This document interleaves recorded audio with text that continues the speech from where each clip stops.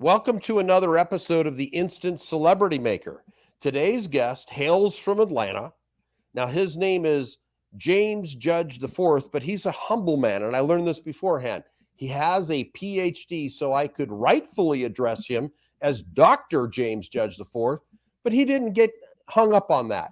So we're going to have a great interview with a humble man, a successful man, a person who cares about his kids that he coaches, all through the vehicle of life lessons with volleyball. Tell us about your big plan here, James. Yes, sir. I've been exposed to volleyball. I would say I got exposed about 10 years ago. Uh-huh. When I was first exposed to it, I didn't know it existed beyond recreational ball because where I'm from, which is Birmingham, Alabama, it wasn't that big growing up. But here in Atlanta, I've noticed that it is a very big sport. And when I was brought into the sport, I kind of watched and I was really amazed at how many people participated and how well the parents encouraged their daughters and their sons to be the best that they can be both on and off the court. So when I started getting involved, I wanted to see what type of value that I could add. And basically, I did not play volleyball. I played football and I played basketball. So strengthening conditioning has always been like my go-to, being that I was also a former Marine. So when I got involved in volleyball, I began to go with that idea to strengthen and condition the girls to build their bodies, to teach them how to take care of their bodies, both on and off the court as well. So that consists of, stretching and properly dieting and properly hydrating. So girls that wanted to pick up weight, girls that wanted to lose weight, girls that wanted to increase their vertical, all of these were components that consist of a great recipe to give them the great results that they wanted. So not only did they have to be mindful of taking care of their bodies as far as, the proper exercising, but making sure that they stretch and ice and do all of those things, as well as, drink water, stay away from sodas and, sugars and things like that. And then making sure they had a well-balanced diet that could restore that energy that they will burn, conditioning and putting their bodies through the physical of the sport. Well, so you didn't play volleyball in college, didn't play it in high school, because I know it doesn't exist necessarily out there. Like some of the East Coast schools, you have a different focus than I come from LA. Like we had volleyball as part of the curriculum and we didn't have lacrosse like some of the East Coast schools. So you weren't exposed to it. Was it the life lessons of volleyball and how involved the parents were? Do you have a daughter that plays volleyball? Is that what got you interested? Okay, so I tell people this story, and it's kind of funny. My wife, when we first met, we was gonna go on our first date. So she suggested that we go to a volleyball game. At that time, I was still in the mind frame of volleyball not being more exciting than just being recreational ball. So I declined.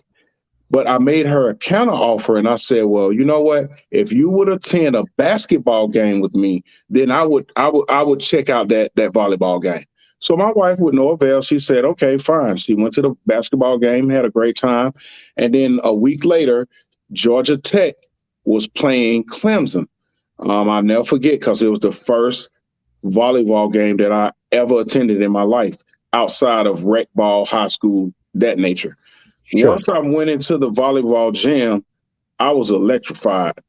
The crowd, the noise, the amount of people that was supporting these teams.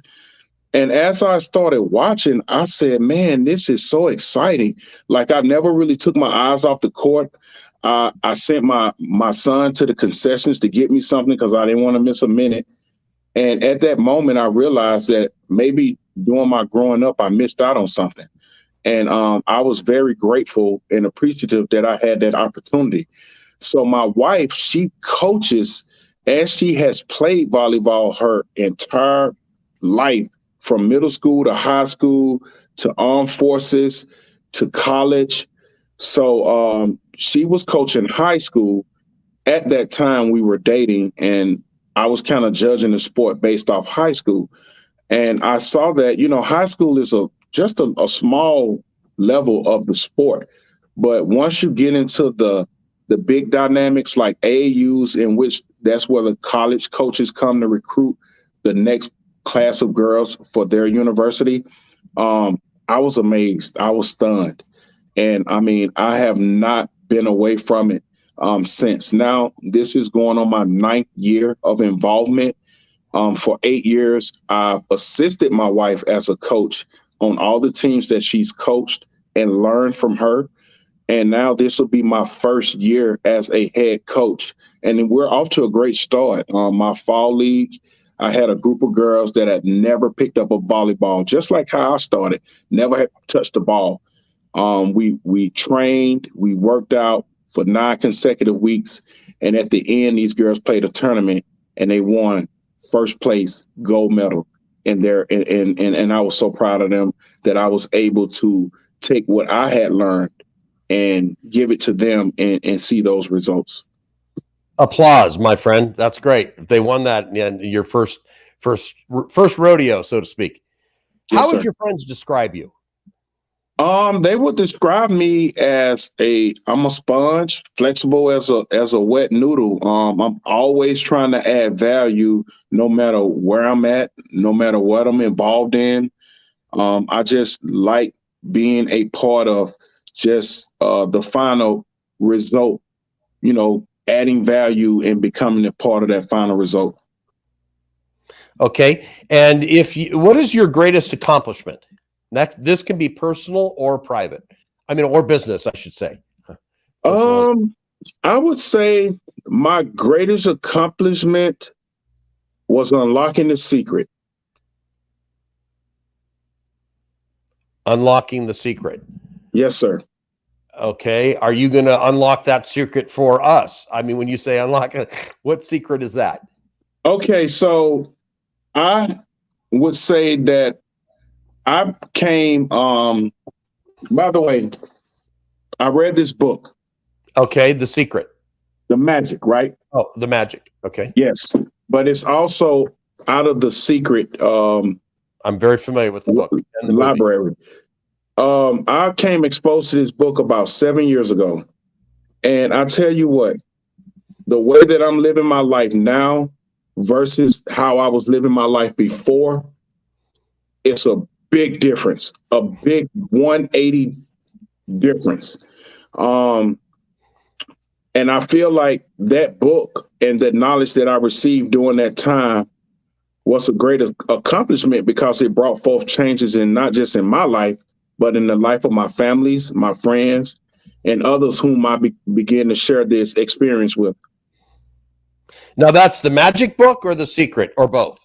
That was The Secret. I actually never read The Secret book. I only watched the documentary on Netflix. And once I watched the documentary, it was suggested that I go out and get that book, the Magic book.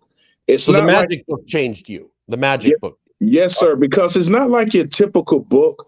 It's a book of applications, and it has you to do something, every day. And, they say it takes 21 days to change a habit. Right. So this book it was 28 days. So you have an additional 7 days to butter over the 21 days of change and kind of get more practice out of it. So, yes, the Magic definitely changed my life. I was, always complaining and not able to find the silver lining. But once I read that book, I was able to find gratitude and appreciation in no matter what situation I was in. Okay. What do you wish you had known when you started out? I wish I would have known to be more grateful and thankful. Wow. Okay. Well, that says a lot. And what is James Judge IV curious about right now? James Judge IV is curious of knowing what the future is going to be like for my kids. Curious to know that the things that I've taught them, will they apply them? You know, once I'm not around, to police behind them to ensure that they do the things that they were taught. So that's what's always going to be on my mind, just the future of the kids. How many kids do you have, James? I have a total of 4 kids. Okay, nice. I have 1 in college, I have 2 in high school, and then I have 1 in elementary. Okay, and what's something you have failed at?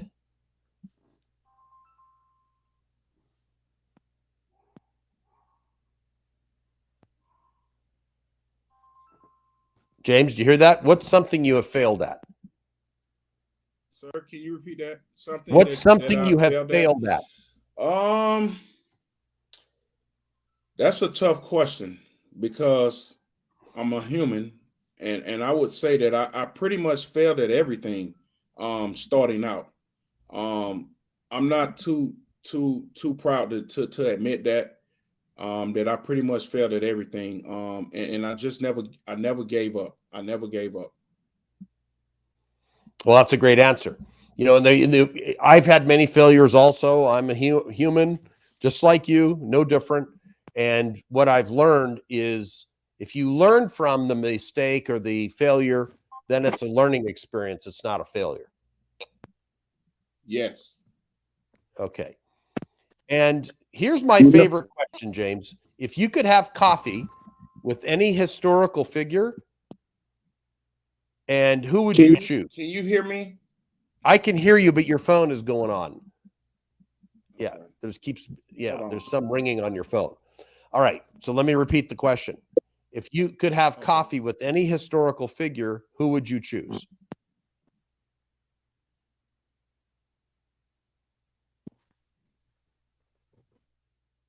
James, you there?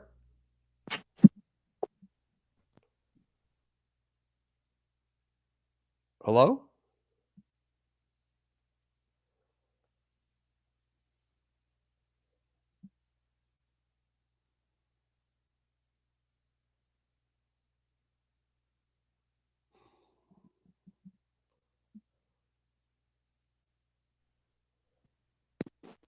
James, you there? Hello? Hello? Hello? Okay. I had to hit the do not disturb on the phone because it was just keep ringing. I think that's my 1-800 line. Okay, all right. If you could have coffee with any historical figure, who would you choose? If I could have coffee with any historical figure, who would I choose? And the person has to be in the afterlife. Man, that's a tough question. Yeah, but you got one person. That's a tough question. This is my favorite question. Oh man.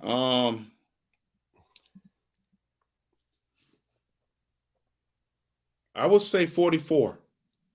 Number 44. Our president, number 44. Okay, who is?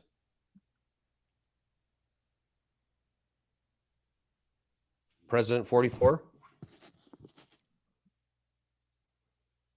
James?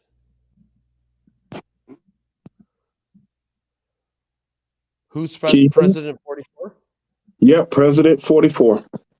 Okay, now your sound is Obama. perfect again. Okay, who's that? Barack Obama. Barack Obama. Barack is not dead. The question you can that'll be a question after. Who is it that is passed in the afterlife? Who is not? Yeah, who you would like to have lunch or a coffee with? Martin Luther King. MLK. Okay. MLK. We share the same birthday. Oh, there you go. I think he's a little older than you. Yeah, he's a lot older than me. Yeah, okay. MLK. Well, that's great. And who's your most important professional mentor? My most important professional mentor. Wow. I would say Abraham Hicks. Okay. Tell me about that. So Abraham Hicks, or Esther Hicks, It's her real name. Esther Hicks is her real name. Yes. She kept me grounded. When I told you that I first started with the Magic Journey, her videos on YouTube about manifestations and source energy, being able to control your emotions. She was definitely a very important professional mentor because I listened to her videos at least 3-4 times a day during that journey, and it kept me to be able to pivot anytime I was ever in a position where I felt like my emotions was going to shift, whether it was sad, upset, despair. And I tried to keep my emotions within the range. She had sent out some information about the emotional chart, and I wanted to make sure that I could keep my emotions high. So yes, absolutely. I've got to Esther check Hicks. her out because you're the second person that's mentioned her in the last week. So Yeah. I got to go and take a look there. If you could go back to an 18-year-old James Judge, what piece of advice would you provide yourself? The piece of advice that I would advise myself at 18 years old would save, invest, financial advice. Financial advice. Definitely. Okay. And I would imagine you have plans in the future. Let's go out about 2 years because I don't like it to go out 5 because the pandemic taught us the best laid plans can be upset very quickly. We learned Yes, some valuable lessons about the world, some things we're not in control of. Let's absolutely. assume the pandemic is managed because I don't know if it's fully over yet, but if it's managed, where would you like to be in the next 2 years? I mean, what would you do in order to make things happen? Oh man, if in the next 2 years, my goals to achieve is somewhere relaxing on the beach, enjoying life, having a nice cocktail, because that's why I'm working as hard right now, so I can do that in the next 2 years. Okay. All right. So that nice image of on the beach with a cocktail and an umbrella. Hopefully your wife is next to you. Oh, absolutely. Okay. Just wanted to make sure. Oh, absolutely. All right. All right. Just checking, man. All right. And when you have a challenge in life, we've all had them, how do you overcome this? By finding the silver lining, by finding the good in the situation. Okay. Excellent. And also an important question. I don't know if you've written a book yet, but if you had to write a book tomorrow, something's in your head. Most people who've had any experience in life, you're not young, you're not old, you're, I would say, middle-aged, and you've had experiences up to this point. So what would you write about? Class. The title of my book will be called Class. How to have class, how to conduct yourself in a professional manner at all times, no matter who you deal with, race, color, creed, age, be respectable. Because I feel like society has gotten away from some of that. Okay. That's wow. Cotillion and how to manners and all this. Absolutely. I love it. Love it. Okay. Great. Now, this gives you an opportunity for me to ask you a question you wanted me to ask, but I didn't. Okay. About me being the 4th generation. Okay. Okay. That's a good one. How did you? Okay. That is great. I'm a junior, but I have not met too many James Judges the 4th. You're the first Right. James Judge, but I've never met a 4th, or Yes. maybe not in recent years that I can recall. How did that happen? So I wanted to know about it when I was growing up because I used to get teased about that on the end of my last name when I was in like elementary, middle school. But my dad, he was the 3rd. I met his father, who was James Judge Jr., And I didn't meet James Judge Sr., who was already deceased, who would have been my grandfather's father, who would have been my great grandfather. Right. So they told me that the reason why is to carry the family last name, firstborn son, and that you had a relationship with your biological father, that you know who your biological father is, because that is also big in society nowadays. A lot of fatherless homes. My son, he is also James Judge V. So I was going to he's ask that. I was going to ask. We already asked and answered. Okay, so he knows his part in the legacy. absolutely. So it starts over though. Once the fifth comes, then it starts all over, and his son will be named Junior. Oh, I didn't know that. Yep, it starts all So over. it can't be the sixth, huh? No, no six. Because by Who that made up time, that rule? Who made by, up that rule? I know. Wow, I didn't know that you couldn't stop, because I know like there've been many King Georges and King Henrys, in British history, and they have the first, the second, and so the fifth is the last of the reign, huh? Yep, the last of the ring, and then the fifth becomes the senior once the junior is born. I wonder who made that up in genealogy, but that's an interesting. That could be a topic on its own. Yes, it could be. All right. Well, good to know. Now, how do you promote your personal and company brand? We promote making flyers. We promote on social media and word of mouth. Okay. A good reputation always follows you a long way. So when individuals come in, they get good training, they get treated fairly. We're not trying to overcharge them for anything. And then that word gets out, and then people email us and say, hey, we heard you guys do this, do that. So word of mouth, social media, and flyers. Okay. Great. Now, how do you see that I can support your efforts? What is your goal is to get the volleyball strength training out to more people in the Georgia area? Yes, sir, because we're a new club located in the Peachtree City area of Georgia. That's in the little small city of Tyrone.